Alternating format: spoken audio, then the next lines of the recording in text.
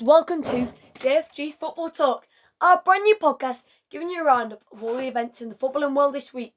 Now today, unfortunately, I'm not joined by Josiah as he is going on a footballing away day, but I'm here to give you a roundup of the Premier League results, giving you my thoughts, my opinions, and basically telling you a little bit more about the games.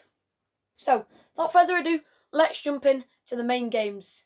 And there's one thing we've learnt from this game week, and that is that don't listen to my predictions. I think I got every single prediction, not even down to the score, down to the who would win. I got that wrong on all of them, but I think it was one or two results. Honestly, just a bamboozling weekend of football. But yeah, let's jump into the first game, and that is Manchester City versus Tottenham.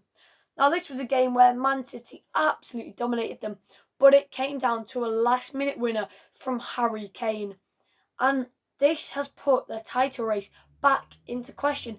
It's made football a bit more exciting, because just a couple of weeks ago they were I think it's 12 points clear, might have been 9, but looked like no way back for Liverpool. But they've slipped up, losing points. Liverpool haven't lost a game in ages. They've been picking up 3 points, and now City go and lose.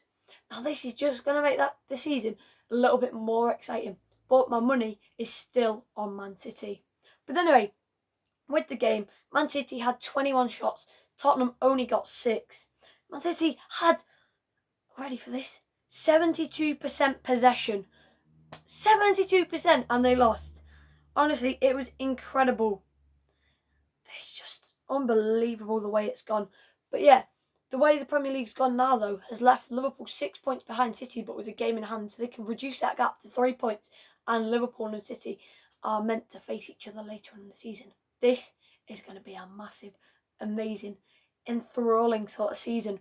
But yeah, on the whole of the game, Man City dominated, absolutely beat Tottenham in every way, yet Tottenham found a way. And that's something they've really struggled to do. They've been losing games by small last-minute margins, whether that be against Southampton where they lost 3-2. They've really been poor. Nobody expected this. And they pull it out the bag.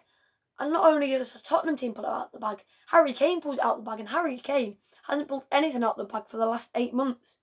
But yeah, anyway, moving on to the next big game that caught my eye, and that was another game involving a Manchester club, and it was Manchester United 4, Leeds United 2, and this one was always going to make the headlines.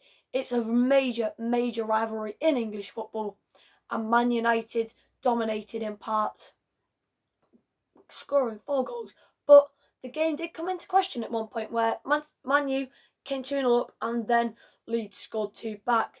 It made it a lot more interesting just for a few minutes. And then the substitution of Fred probably wasn't brought on to score, but within minutes he scores a goal, and it's a really well taken goal. And then Anthony Elanga finishes off the job and shushes the Leeds United crowd. But yeah, no, it was a brilliant game to watch. One of the players that really stood out to me was Jadon Sancho. He's been out of the squad for quite a while. He hasn't been getting enough game time. He hasn't really settled in since he joined, but he was quality. I think he got 2 assists, and he set up one of the crosses as well. It might have been a shot he set up, but he got 2 assists or something like that, and he was just unbelievable. The assist, it was just the weight of his passes was so just smooth, and it was almost natural. It was a really great game to watch for him, because you just see most players would hit it a bit harder, or hit it slightly to a different angle, and he just rolls it gently for the player to get the power and the finish.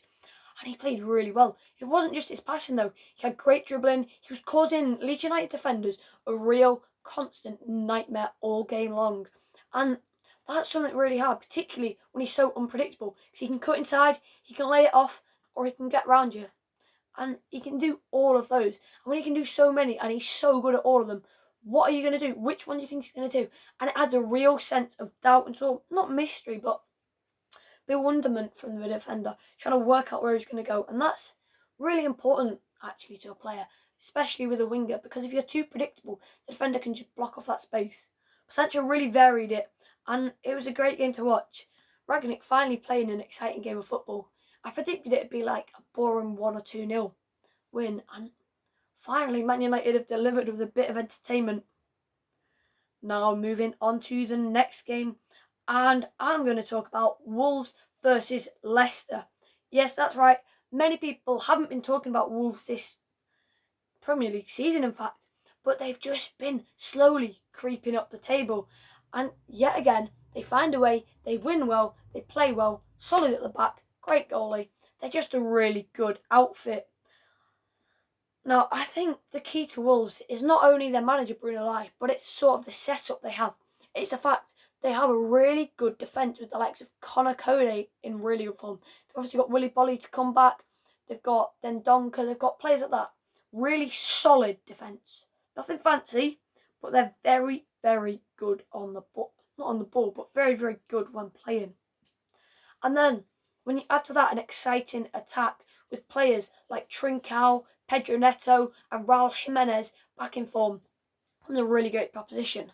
And as well, when you've got the likes of Ruben Neves and João Moutinho to link the two together, they're a really good proposition of a side.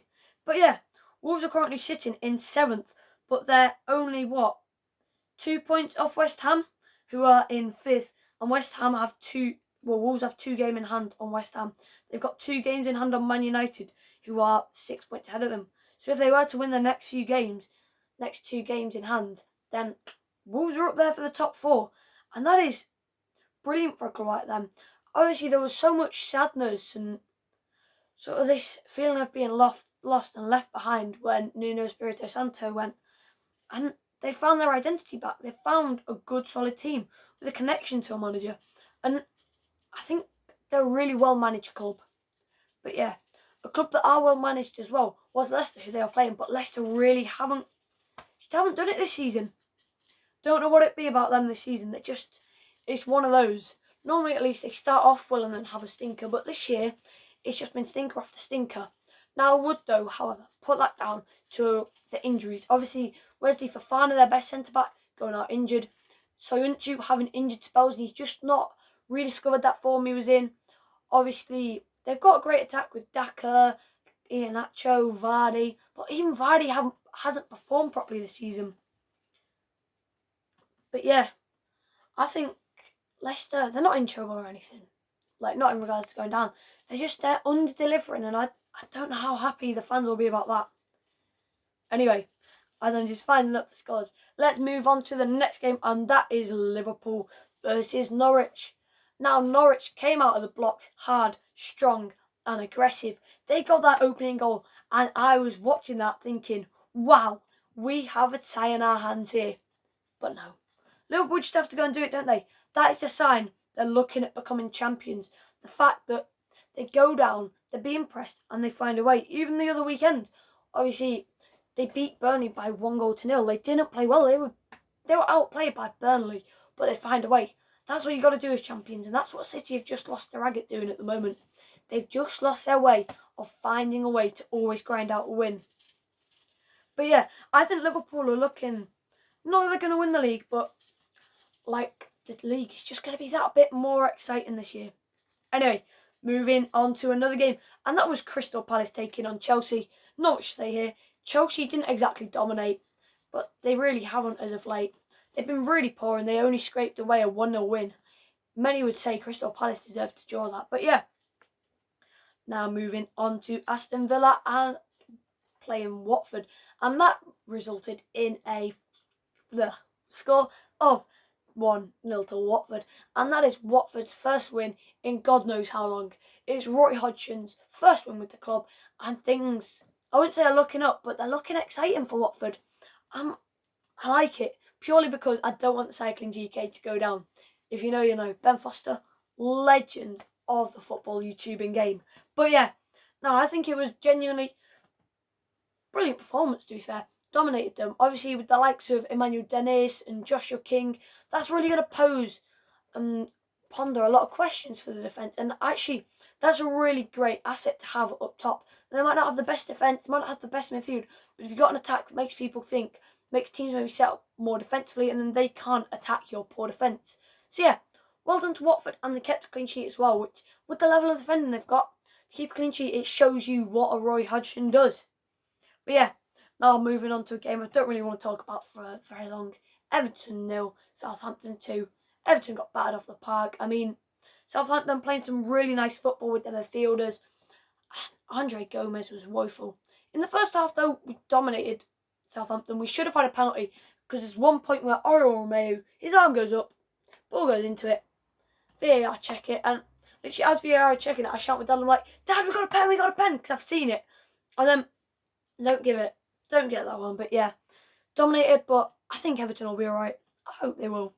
Now moving on to a shock result, and that was Brighton 0, Burnley 3. Now Burnley are on the up. I mean, they only just lost to Liverpool. They drew with Man United. I think it was beat Tottenham, and now they've beaten Brighton 3-0. What's happened? What has happened, genuinely? Because I haven't noticed anything different in their play. In fact, they didn't even have a different striker in Workhorse. No, nothing has changed. Don't know what Sean Dyche's done, but it's worked out really well. Brighton, after their amazing start to the season, are kind of tanking a bit now, but it's Brighton. They're massively overachieving, and given the points they've got, they'll have already over-exceeded where they aim to have gone. Now, one more thing, just quickly on that Watford game. Aston Villa have been doing pretty poorly in the last few games. Obviously, drawing against Newcastle, just haven't been picking up points like they should do. And that's going to concern Stevie G. Maybe his grace period as a manager, his period where everything goes right, has just slipped away. But you never know. I think Aston Villa are going to do very well throughout the rest of the season, and I like Stevie G as a manager, as much as it pains me to say it as an Everton fan. Now moving on to Arsenal, and they beat Brentford 2-1. Now I thought this would be a clean sweep given the football Arsenal are playing and how poorly Brentford are playing, but Brentford put up a fight for once. In the last few games they've really been stinking out the gaff. Arsenal were good, and obviously the quality of your likes of Smith Rowe and Bukayo Saka, Gabriel Martinelli shines through. But Martinelli unfortunately couldn't play in this game though, because surprise, he's an Arsenal player, he got a red card.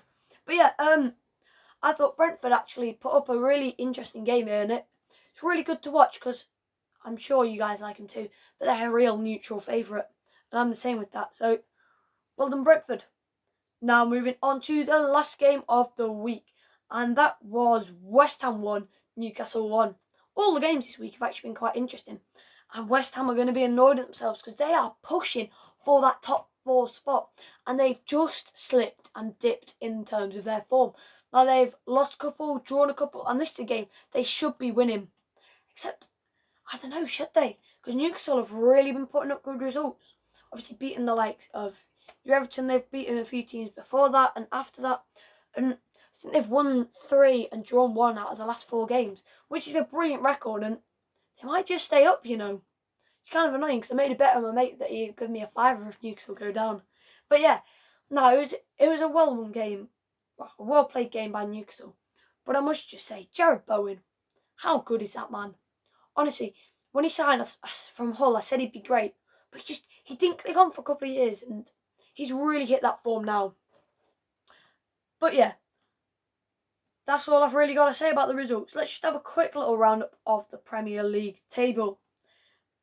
Now, the main things I'd like to draw your attention to is Manchester City leading at the top of the league. They're 6 points clear of Liverpool, but Liverpool do have a game in hand, and as you will know, Manchester City and Liverpool are to meet each other one more time in the league. But yeah, then sitting in third, 7 points behind Liverpool, are Chelsea on 50 points. Man United closing in fourth on 46 points, and now that is kind of mental. It wasn't too long ago we were saying how poorly Man United were doing, and they're not doing great, but shows the standards once you surpass the top 2, that Man United, who have dropped so many points, are nearly on level terms with Chelsea. Then it's getting interesting in the middle with West Ham, Arsenal, Wolves and United all fighting out for that top 4 space. Even Tottenham there are only 1 point behind Wolves, and that's looking like an interesting thing. After that, there's a slight drop off with Brighton, Southampton and Leicester, as well as Aston Villa, Palace sitting together on a similar sort of point score. And then moving down the table, you've got Nowrich, Burnley and Watford sitting in the relegation zone. Newcastle are 4 points clear now, which is pretty good for them. And Everton are on the same points as Newcastle, 4 points clear of the relegation zone, with a game in hand. Leeds United sitting just above them, having played 1 extra game. But yeah, that's all I've got time for on today's episode. Hope you guys have enjoyed it. Make sure you guys like, subscribe, all that good stuff. And yeah, this has been JFG Football Talk. Peace.